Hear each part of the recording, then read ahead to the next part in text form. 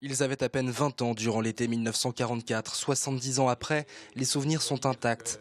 Alain de Gaillard faisait partie du camp du Lys, un groupe de maquisards qui a lutté pendant 15 jours contre l'ennemi qui occupait encore le département. Les 15 jours passés dans ce lieu, pour moi symbolique, c'est 15 jours qui ont été terriblement intenses. On voyait notre idéal arriver, de pouvoir bouter dehors cet ennemi qu'on exécrait à l'époque.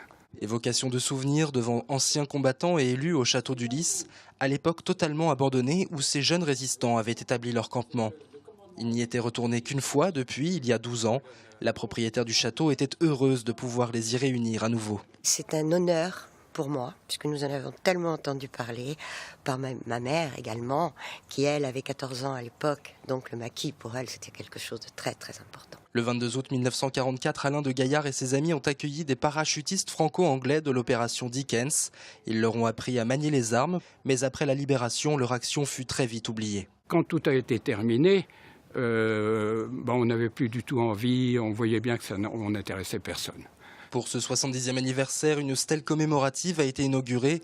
Des pots de gerbes au monument aux morts, hommages et marseillaises ont rythmé cette matinée qui a réuni de nombreux Vendéens de tout âge. Nous avons toutes les générations qui se retrouvent avec les anciens combattants, mais aussi les plus jeunes. Il est important de perpétuer la mémoire pour dire que la liberté que nous avons aujourd'hui, la société dans laquelle nous vivons, si elle est en paix, c'est grâce à l'engagement de ces hommes et de ces femmes. L'engagement d'hommes et de femmes, comme le frère d'Alain, mort sous les tirs allemands quelques semaines avant la libération du département, le 17 septembre 1944.